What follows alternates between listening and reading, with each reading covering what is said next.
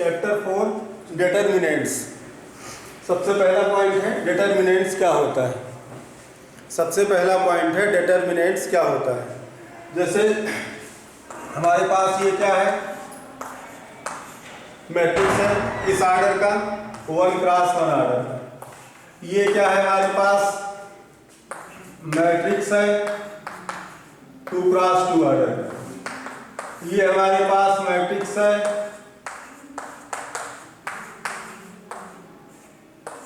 ये हमारे पास मैट्रिक्स है 3 क्रॉस 3 आर्डर। ये 2 क्रॉस 2 आर्डर, ये 1 क्रॉस 1 आर्डर। किसी भी स्क्वायर आर्डर मैट्रिक्स के सभी एलिमेंट को, किसी भी स्क्वायर आर्डर मैट्रिक्स के सभी एलिमेंट को वर्टिकल लाइन के बिटवीन प्लेस्ड कर दें। जैसे ये देखिए 4 5 7 8 1 2 3 4 5 6 7 8 9। किसी भी स्क्वायर आर्डर मैट्रिक्स के सभी एलिमेंट को वर्टिकल लाइन के बिटवीन प्लेस्ड कर देने से जो रिस्पांस आता है या जो अरेंजमेंट बनता है इसको हम क्या कहते हैं, डिटर्मिनेंट। जैसे ये डिटर्मिनेंट है ऑर्डर 1 का, डिटर्मिनेंट है ऑर्डर 1 का, ये डिटर्मिनेंट है ऑर्डर 2 का, ये डिटर्मिनेंट है ऑर्डर 3। ये determinant order 1, determinant of order 2, determinant of order 3। जैसे मैट्रिक्स में तो 1 क्रॉस 1 पुकारते हैं, 2 क्रॉस 2 पुकारते हैं, 3 क्रॉस 3 पुकारते हैं। लेकिन डिटर्मिनेंट में हम ऑर्डर 1 पुकारते हैं, ऑर्डर 2 पुकारते हैं, ऑर्डर 3 पुकारते हैं। तो किसी अगर स्क्वायर आर्डर का नहीं होगा तो डिटर्मिनेंट हमारा स्क्वायर आर्डर के लिए डिफाइंड है। इसलिए अगर कोई स्क्वायर आर्डर का मैट्रिक्स नहीं होगा तो उसके लिए कोई भी डिटर्मिनेंट डिफाइंड नहीं हो पाएगा। अब अगला पॉइंट हमारे पास आ रहा है इवैल्यूएशन ऑफ डिटर्मिनेंट। अगला पॉइंट आ रहा है इवैल्यूएशन ऑफ डिटर्मिनेंट। ये इवैल्यूएशन ऑफ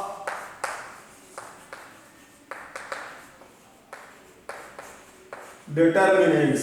डिटर्मिनेंट्स का इवैल्यूएशन, इवैल्यूएशन माने अभी हमने बताया है कि देखो जैसे ये डिटर्मिनेंट है, ये अभी इसी से एक वैल्यू फाइंड आउट होगी, एक रिजल्ट फाइंड आउट होगा।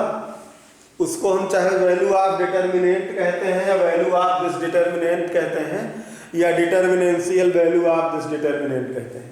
उसको हम वैल्यू ऑफ डिटर्मिनेंट या कह लीजिए डिटर्मिनेंशियल वैल्यू ऑफ दिस डिटर्मिनेंट कहते हैं। तो चलिए पहले ऑर्डर 1 का इवैल्यूएशन देखें। ऑर्डर 1, ये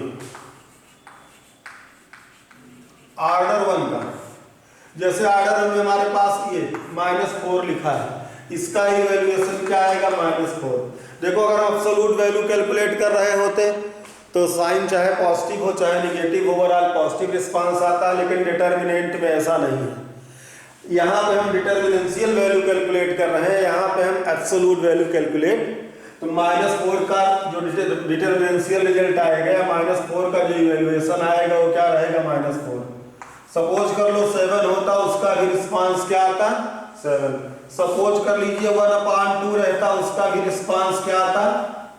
सपोज कर लीजिए हमारे पास डिटर्मिनेंट √2 रहता, उसका रिस्पांस क्या आता, √2। तो ये किसका इवैल्यूएशन हो गया, ये किसका इवैल्यूएशन हो गया, ये ऑर्डर 1 का इवैल्यूएशन हो गया। अच्छा ऑर्डर 2 की बात अगर आएगी, ऑर्डर 2 की बात आए, सपोज कर लो 4 3 7 8 है, ये हमारे पास 4 3 7 8 है और इवैल्यूएट करने को कहा जा रहा है। तो इवैल्यूएशन में क्या होता है,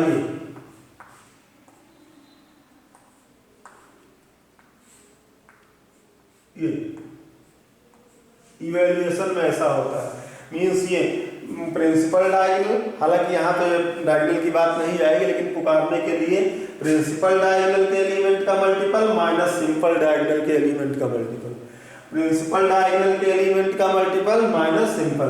तो क्या हो जाएगा, 4 8 जा 32 -7 3 जा क्या हो 21। 4 8 जा क्या हो जाएगा 32, 7 3 जा क्या हो जाएगा 20। अब इसका डिफरेंस कितना आएगा, इसका डिफरेंस क्या आएगा 11 आएगा। मतलब इस ऑर्डर 2 के एलिमेंट का इवैल्यूएशन कितना आ गया, इस ऑर्डर 2 के इवैल्यूएशन, इस ऑर्डर 2 के डिटरमिनेंट का इवैल्यूएशन क्या आ गया 11। अच्छा सपोज कर लो हमारे पास ये होता x 4 2 3 इज इक्वल टू 1950, ऐसा होता। दो डिटरमिनेंट दिए होते, दोनों डिटरमिनेंट के बीच में इक्वल साइन दिया होता। दो डिटरमिनेंट दिए होते, दोनों डिटरमिनेंट के बीच में इक्वल का साइन दिया होता और कहता कि find value of x, find value of x। तो क्या करते, इसका इवैल्यूएशन कर देते 3x minus 8 is equal to 0 1 जा 0 माइनस 9 4 जा 45। अब क्या हो जाएगा 3x is equal to minus 45 plus 8। 3x is equal to क्या होगा minus 37। x is equal to क्या होगा माइनस 37/3। अगर ऐसा अरेंजमेंट होता, ऐसा अरेंजमेंट होता और कहता इवैल्यूएट करो, तो इवैल्यूएशन में x की वैल्यू इस तरह की आती। तो ये ऑर्डर 1 का इवैल्यूएशन हो गया, ये ऑर्डर 2 का इवैल्यूएशन हो गया। अच्छा जैसे हमारे पास ऑर्डर 2 के इवैल्यूएशन में ऐसा भी केस आता जिसमें अलजेब्रिक फंक्शन यूज में आए होते, तो कैसे करते देखिए। ये sine theta minus cos theta, cos theta sine theta, और कहता इवैल्यूएट या इवैल्यूएट द डिटरमिनेंट। तो क्या करते, साइन इंटू साइन क्या हो जाता, साइन स्क्वायर थीटा, बीच में माइनस का साइन लगता है, इतना इंटू इतना ये करते तो क्या हो जाता माइनस कॉस स्क्वायर थीटा। अब यहाँ पे क्या होगा साइन स्क्वायर थीटा प्लस क्या होगा cos square theta. Sine square theta plus cos square theta क्या होगा 1। तो ये ऑर्डर 2 के डिटरमिनेंट का इवैल्यूएशन हो गया। तो ऑर्डर 2 में सिंपल डिटरमिनेंट आएगा तो ऐसे आएगा, उससे ऊपर का आएगा तो ऐसे आएगा, उससे ऊपर का आएगा तो ऐसे आएगा। अब जैसे हमारे पास ऑर्डर 3 के डिटरमिनेंट की बात आती है, ऑर्डर 3 के इवैल्यूएशन की बात देखिए। ये ऑर्डर 3 में जैसे हमने ले लिया 4 5 6 0 3 2 1 7 9। ये मेरे पास ऑर्डर 3 का डिटरमिनेंट है। किस ऑर्डर का डिटरमिनेंट है, 3 क्रॉस 3 नहीं बोलते हम, इसको ऑर्डर 3 बोलते हैं।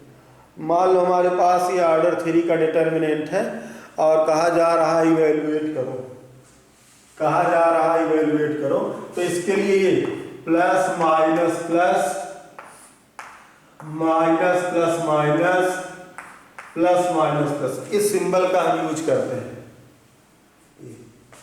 अब चाहे R1 के लाग हम इसको कह रहा है इवैल्यूएट करो या एक्सपेंड करो, कुछ भी कहे, चाहे R1 के लाग एक्सपेंड करें, चाहे R2 के लाग एक्सपेंड करें, चाहे R3 के लाग एक्सपेंड करें, अपनी मर्जी पे निर्भर है। या C1 के लाग एक्सपेंड करें, C2 के लाग एक्सपेंड करें, C3 के लाग एक्सपेंड करें, रिस्पांस या रिजल्ट सेम आएगा।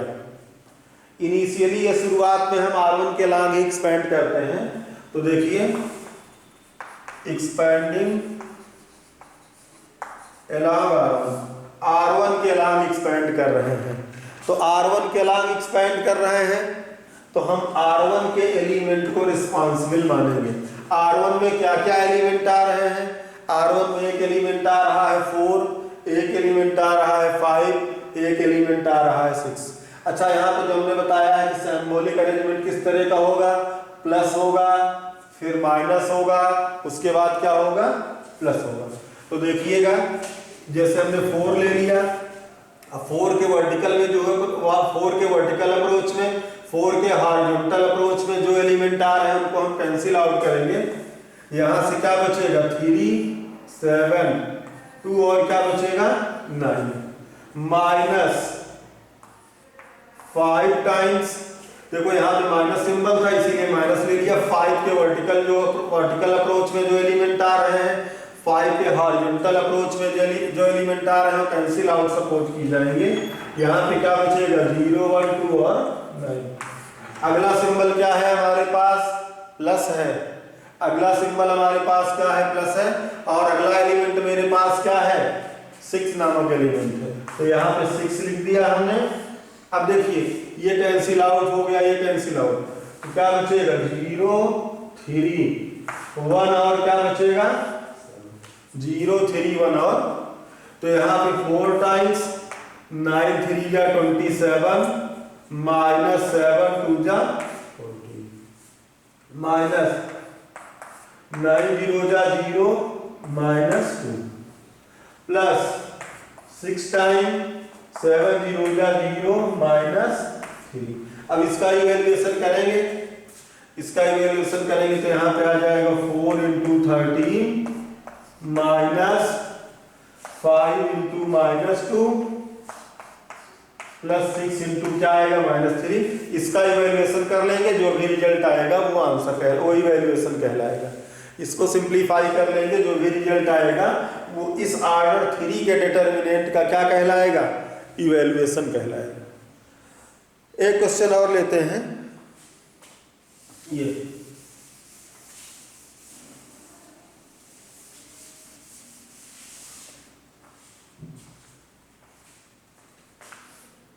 2 - 3 4 0 5 2 1 7 8 ये कह रहा इवैल्यूएट करो, कह रहा है इवैल्यूएट करो।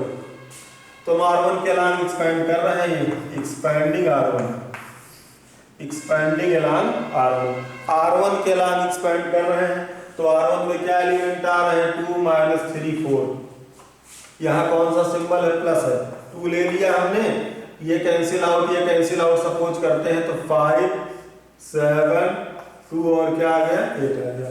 उसके बाद कौन सा सिंबल आ रहा है माइनस, माइनस सिंबल ले लिए, एलिमेंट के रूप में क्या आ रहा है -3। अब -3 के वर्टिकल -3 के हॉरिजॉन्टल सब खत्म हो गया, तो यहाँ से क्या बचा 0 1 2 और 8। उसके बाद कौन सा सिंबल आ रहा है प्लस का, प्लस सिंबल ले लिया हमने। यहाँ पे कौन सा डिजिट आएगी, कौन सा उसका नंबर्स का ऑर्डर आएगा 4। ये कैंसिल आउट हो गया, ये कैंसिल आउट, क्या बच रहा है 0 5 1 और क्या हो गया 7। अब ये हो जाएगा 2 टाइम्स 40 - 14 प्लस 3 टाइम्स 8 0 जा 0 -2 प्लस 4 टाइम्स 0 -5। इसको इवैल्यूएट कर लीजिए, जो आएगा इस ऑर्डर 3 के डिटरमिनेंट का इवैल्यूएशन कहलाएगा। जो भी आएगा इस ऑर्डर 3 के डिटरमिनेंट का क्या कहलाएगा इवैल्यूएशन कहलाएगा। अब अगला पॉइंट यहाँ पे आ रहा है प्रॉपर्टीज ऑफ डिटरमिनेंट, बहुत इंपॉर्टेंट बात होगी। अगला पॉइंट आ रहा है प्रॉपर्टीज ऑफ डिटरमिनेंट। ये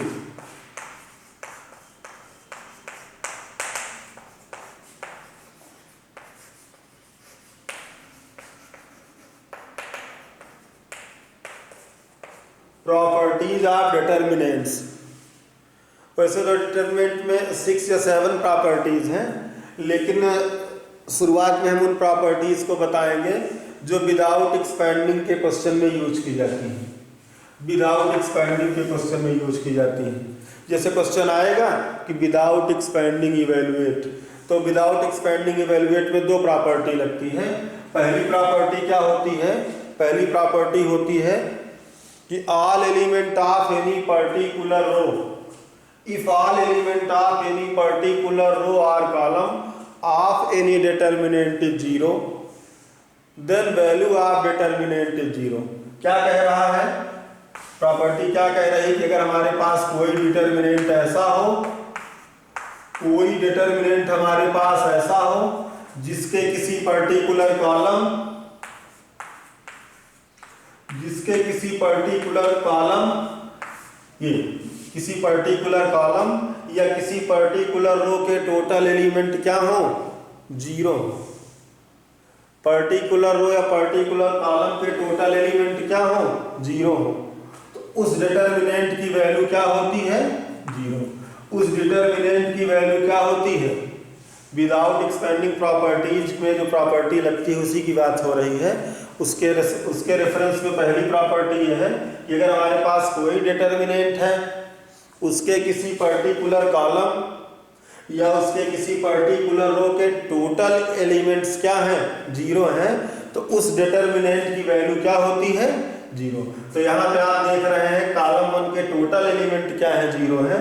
इसका मतलब इसका जो रिजल्ट आएगा वो क्या आएगा, कॉलम 2 के टोटल एलिमेंट, रो 2 के टोटल एलिमेंट क्या है, जीरो। इसका मतलब इसका इवैल्यूएशन क्या आएगा, जीरो आएगा। दूसरी प्रॉपर्टी देखिए, दूसरी प्रॉपर्टी में क्या कह रहा है कि if any two row or any two column of a determinant, if any two row or any two column of a determinant are equal, जैसे ये देखिए 1 2 3 1 2 3 4 5 6 या 7 8 9 2 4 5 7 8 9।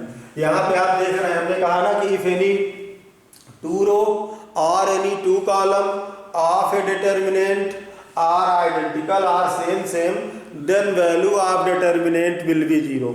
यहाँ पे आप देख रहे हैं कॉलम 1 और कॉलम 2 के टोटल एलिमेंट क्या है, कॉलम 1 और कॉलम 2 के टोटल एलिमेंट क्या है, सेम। यहाँ पे R1 और R3 के टोटल एलिमेंट क्या है, सेम है या आइडेंटिकल है। इस डिटर्मिनेंट की वैल्यू क्या होगी, जीरो, या इस डिटर्मिनेंट की वैल्यू क्या होगी, जीरो।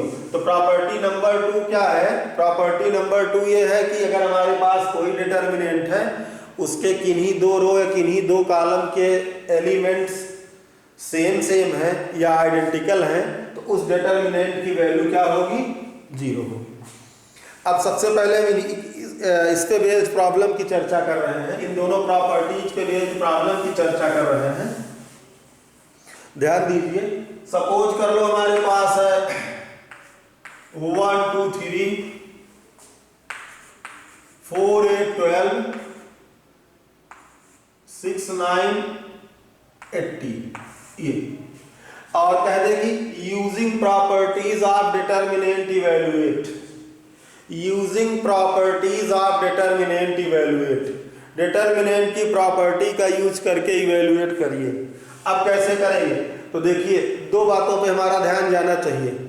या तो ऐसा ऑपरेशन करें कि किसी पर्टिकुलर रो या कॉलम के सभी एलिमेंट जीरो हो जाए, ऐसा ऑपरेशन करें जिससे कि किसी पर्टिकुलर रो या कॉलम के टोटल एलिमेंट क्या हो जाए, जीरो, या फिर ऐसा ऑपरेशन करें कि किन्हीं दो पर्टिकुलर रो या किन्हीं दो पर्टिकुलर कॉलम के एलिमेंट सेम या आइडेंटिकल हो जाए। तो जैसे यहाँ पे हम सोच रहे हैं कोई ऑपरेशन करें, देखिए कोई ऐसा ऑपरेशन करें जिससे दो पर्टिकुलर कॉलम के एलिमेंट क्या हो जाए, सेम। तो यहाँ पे लिख देंगे टेक 4 कॉमन फ्रॉम C2 से हम क्या कॉमन लेंगे, 4 कॉमन लेंगे। C2 से हम क्या कॉमन लेंगे, 4। तो यहाँ पे तो ज्यों का त्यों रिस्पांस रहेगा, कॉलम 2 यही तो है, कॉलम 2 से 4 कॉमन लेंगे तो यहाँ 4 मल्टीपल के रूप में आ जाएगा। यहाँ पे क्या बचेगा, 1 बचेगा, यहाँ पे क्या आएगा, 2 आएगा, यहाँ पे क्या आएगा, 3 आएगा, यहाँ पे क्या होगा 6 9 और क्या बचेगा 80। अब आप देखिए, अब ये क्या इंप्लाई करता है, कॉलम 1 और कॉलम 2 क्या हो गए, आइडेंटिकल हो गए। कॉलम 1 और कॉलम 2 क्या हो गए, आइडेंटिकल हो गए। तो प्रॉपर्टी जो हमने बताया है, पहली दूसरी प्रॉपर्टी बताया है, तो उस प्रॉपर्टी के अकॉर्डिंग इतने का रिस्पांस क्या आना चाहिए, जीरो आना चाहिए। इतने का रिस्पांस क्या आना चाहिए? 0। तो ये क्या हो जाएगा? 4 इंटू 0 इज इक्वल टू क्या हो जाएगा? 0। मतलब मेरे कहने का कि इस डिटर्मिनेंट का इवैल्यूएशन क्या आ गया? 0 आ गया। अच्छा ये क्यों किया हमने? कोई कहे कि हम एक्सपेंड कर देते, तो यहाँ पे कह रखा है कि विदाउट एक्सपेंडिंग इवैल्यूएट, एक्सपेंशन ना करिएगा। तो एक्सपेंशन ना करने को रोक दिया तो निश्चित रूप से हम प्रॉपर्टी, जो दो प्रॉपर्टी हमने बतलाई है, उस प्रॉपर्टी का रेफरेंस लेना और देना ही पड़ेगा। तो उसी के अकॉर्डिंग ऐसा है। अच्छा सपोज कर लीजिए हमारे पास ऐसा होता, एक और क्वेश्चन ले रहे हैं, 1 1 1 ABC, यहाँ पे होता B प्लस सी, यहाँ पे होता C प्लस इतना, यहाँ पे होता A प्लस सी, ऐसा दिया गया है ये। और लिख देगी without expanding evaluate, without expanding evaluate. तो तुरंत मेरे मन में क्या बातें आती है, क्या बात आनी चाहिए कि कोई दो रो या कोई दो कॉलम या तो सेम बनाए जाए, या किसी पर्टिकुलर रो और कॉलम के एलिमेंट क्या बनाए जाए, किसी पर्टिकुलर रो या कॉलम के टोटल एलिमेंट 0 बनाए जाए, या किन्हीं दो पर्टिकुलर रो या कॉलम के एलिमेंट को सेम बनाया जाए। तो मेरे मन में ये बात आ रही है, अगर ये देखो ये C1, ये क्या है? C1, ये किसके एलिमेंट है? C2 के। ये किसके एलिमेंट है? अब हम चाह रहे हैं कि अगर C1 C2 की जगह पे C3 को बुला के ऐड कर देंगे, इसको ऑपरेशन कहते हैं। C2 tend to C2 plus C3, थोड़ी देर के लिए C2 के प्लेस पे C3 जोड़ने चला आया, तो इसको कहते हैं ऑपरेशन। तो यहाँ पे 1 1 1 आ गया। अब इसका मतलब क्या? C2 के प्लेस पे क्या लिखा जाएगा? C2 और C3 का एडिशन लिखा जाएगा।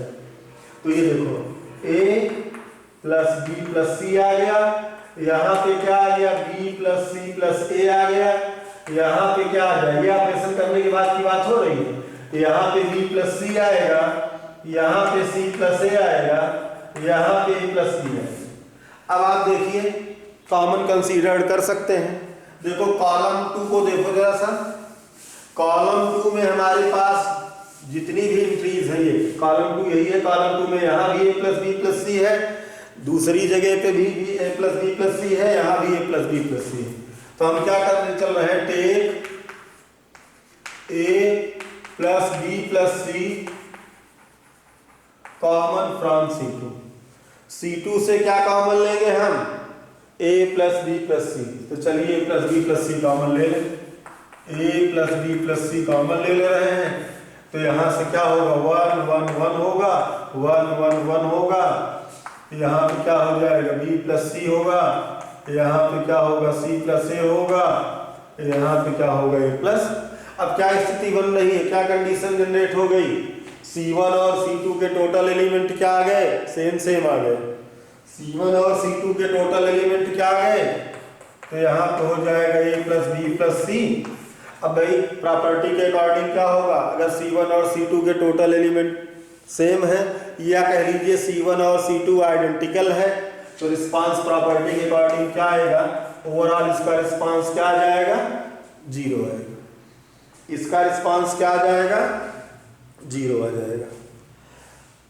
अगला क्वेश्चन जिसमें 0 आए इसकी कोशिश करते हैं, देखिएगा।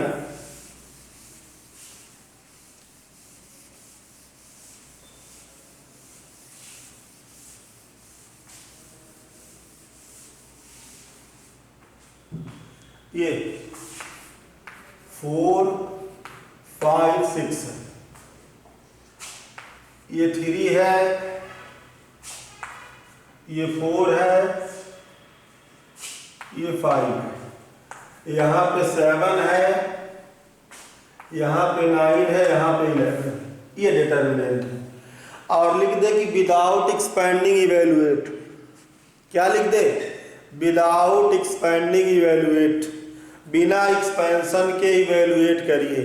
तो बिना एक्सपेंशन के इवेल्युएट का सीधा सा मतलब ये है, चाहे तो कोई दो पर्टिकुलर रो और कॉलम के सभी एलिमेंट सेम बनाएं, चाहे किसी पर्टिकुलर रो या कॉलम के, सभी एलिमेंट को क्या बना दें? 0 बना दें। अब जैसे यहाँ पे देखिए, यहाँ पे जानते हैं क्या सोच रहे हैं? अगर इन दोनों को ऐड कर लें तो क्या आएगा? 7। तो यहाँ से माइनस कर दें, यहां से क्या कर दें, माइनस कर दें। तो चलिए क्या करने जा रहे हैं, C3 tend to C3 minus C1 plus C2। इसका मतलब है C3 के जगह पे क्या होगा, C3 में से C1 और C2 ऐड होके सब्ट्रैक्ट करेंगे। तो देखो C1 ज्यों का त्यों लिख देंगे, C2 ज्यों का त्यों लिख देंगे। अच्छा C3 के जगह पे क्या लिखेंगे, C3 में से C1 और C2 को सब्ट्रैक्ट कर देंगे। 7 में से क्या करेंगे, माइनस करेंगे, किसको, 4 और 3 को ऐड करके। 9 में से क्या करेंगे, सब्ट्रैक्ट करेंगे, किसको, 5 और 4 को ऐड करके। और 11 में से क्या करेंगे, सब्ट्रैक्ट करेंगे, 6 और 5 को ऐड करेंगे। ये ऑपरेशन हमने किया, हमने देखा कि यार इन दोनों को ऐड करके यहाँ सब्ट्रैक्ट कर दें तो 0 आ जाएगा, इन दोनों को ऐड करके यहाँ से सब्ट्रैक्ट कर दें तो 0 आ जाएगा, इन दोनों को ऐड करके यहाँ से सब्ट्रैक्ट कर दें तो क्या आ जाएगा, 0 आ जाएगा। तो ध्यान दीजिए अब इसका रिस्पांस क्या आ रहा है, इसका वैल्यू क्या आ रहा है, 4 5 6, फिर क्या आएगा यहाँ पे 3 4 5 और यहाँ पे क्या रिजल्ट आएगा, 0 0 0। अब क्या देख रहे हैं, क्या दिख रहा है, दिख ये रहा है कि C3 के टोटल एलिमेंट क्या आ गए, 0। C3 के टोटल एलिमेंट क्या आ गए, 0। तो C3 के टोटल एलिमेंट 0 आने का जानते हैं क्या मतलब है, वही प्रॉपर्टी जो फर्स्ट हमने बताया कि अगर किसी पर्टिकुलर रो या कॉलम के टोटल एलिमेंट 0 हैं तो उस डिटर्मिनेंट का इवैल्यूएशन या उस डिटर्मिनेंट की वैल्यू या उस डिटर्मिनेंट का एक्सपेंशन क्या होगा, 0 होगा। तो इक्वल टू 0 रीजन में लिख देंगे because C3 is completely 0, because C3 is completely 0। तो ये दोनों प्रॉपर्टीज जैसे ही विदाउट एक्सपेंडिंग का क्वेश्चन आएगा, जैसे ही विदाउट एक्सपेंडिंग इवैल्यूएट का क्वेश्चन आए, हम इन प्रॉपर्टीज की तरफ सोचने या देखने लगेंगे। अब अगली प्रॉपर्टी पे चल रहे हैं। अगली प्रॉपर्टी हमारे पास है value of determinant remain unchanged when row or column are interchanged। Value of determinant remains unchanged। Value of determinant remains unchanged when rows and columns are interchanged। देखो क्या कह रही प्रॉपर्टी क्या है, जैसे हमारे पास 4 2 9 1 7 5 2 3 0 ये सपोज कर लो इसका इवैल्यूएशन आ रहा है 78। हमारे पास एक ऑर्डर 3 का डिटर्मिनेंट है और उसका इवैल्यूएशन या वैल्यू ऑफ डिटर्मिनेंट क्या रही 78। कह रहा अगर सभी रो और कॉलम को इंटरचेंज कर दिया जाए, रो और कॉलम को क्या कर दिया जाए, इंटरचेंज, मतलब जो R1 का रोल निभा रहा है वो किसका रोल करने लगे, C1 का। जो R1 का रोल कर रहा है किसका रोल करने लगे, C1 का। ये देखिए 1 7 5 2 3 0। ये R1 में क्या था, अभी तक 4 to 9 था, अब R1 किसमें कन्वर्ट हो गया, C1 में। R2 किसमें कन्वर्ट हो गया, C2 में। R3 किसमें कन्वर्ट हो गया, C3 में। तो अगर पहले इसका इवैल्यूएशन 78 आ रहा था तो अभी इसके इवैल्यूएशन में कोई चेंज नहीं आएगा, इसका इवैल्यूएशन 78। मतलब प्रॉपर्टी ने क्या कहा कि अगर रोज को कॉलम में हम कन्वर्ट कर दें, मींस सभी रोज को कॉलम में कन्वर्ट कर दें तो रिजल्ट पर कोई अंतर नहीं आए। तो एक प्रॉपर्टी ये हुई। अगली प्रॉपर्टी देखिए, अगली मीटिंग में अगली प्रॉपर्टी की चर्चा होगी।